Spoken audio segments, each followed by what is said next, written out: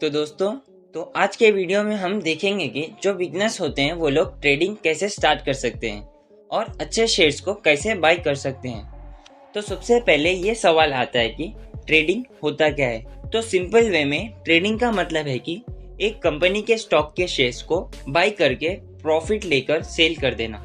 लेकिन अगर आप अच्छे स्टॉक्स को बाय नहीं करके वीक स्टॉक्स को बाय करते हो तो आपका लॉस भी हो सकता है।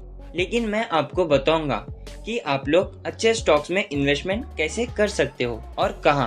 तो सबसे पहले मैं आपको सजेस्ट करता हूं कि अगर आप बिगिनर हो तो आपको इंट्राडे ट्रेडिंग नहीं करनी चाहिए। तो इंट्राडे का मतलब है कि आप जो भी स्टॉक्स को बाई करके वही दिन सेल करते हो तो उसे इंट्राडे कहा जाता है।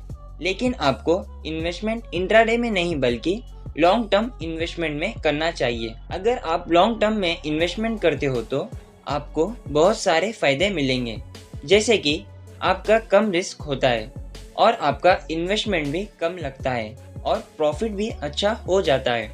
बट इसमें आपको बस अपना पेशेंस रखना चाहिए और काफ़ी सारे सफल इन्वेस्टर्स यानी सक्सेसफुल इन्वेस्टर्स सलाह देते हैं कि आपको लॉन्ग टर्म में ही इन्वेस्टमेंट करना चाहिए।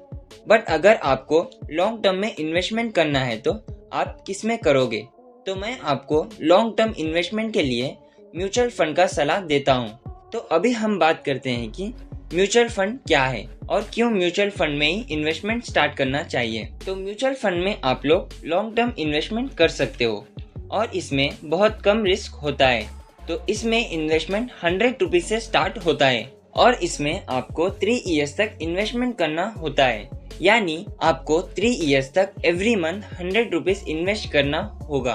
और अगर आप बिगनर हो इसलिए मैं आपको म्यूचुअल फंड का सलाह दे रहा हूँ, क्योंकि म्यूचुअल फंड में जब आप इन्वेस्टमेंट करते हो तो म्यूचुअल फंड क्या करता है, जो भी आपका इन्वेस्टमेंट होता है वो उसे छोटे छोटे स्टॉक्स में इन्वेस्ट करके आपको प्रॉफिट देता है। तो आपको क्या करना है, सिर्फ आपको ऑब्जर्व करना है कि म्यूचुअल फंड किन किन स्टॉक्स में इन्वेस्टमेंट कर रहा है।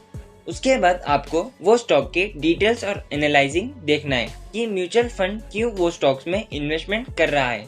फिर उसके बाद आप जो एनालाइजिंग करते हो और आपको लगता है कि वो स्टॉक बाद में यानी फ्यूचर में बढ़ सकता है तो आपको वो स्टॉक में अलग से इन्वेस्टमेंट कर देना चाहिए। अगर आप ऐसा करते हो तो आपको अच्छा प्रॉफिट भी होगा और आपका जो भी इन्वेस्टमेंट होता है वो कम रिस्क में होता है, क्योंकि जो म्यूचुअल फंड है वो एक कंपनी है।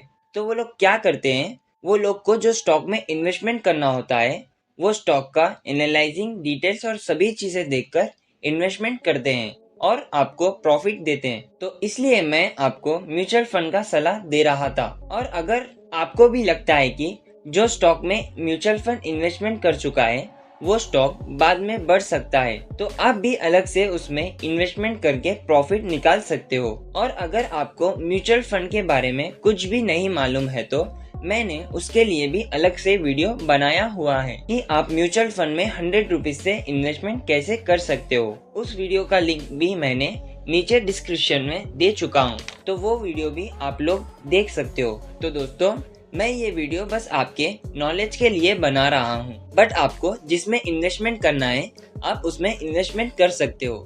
और अगर आपको किसी चीज की जानकारी चाहिए तो नीचे कमेंट कीजिए, तो मैं आपको वो टॉपिक पर भी वीडियो बना दूंगा। तो चैनल को सब्सक्राइब नहीं करे तो प्लीज कर लीजिए।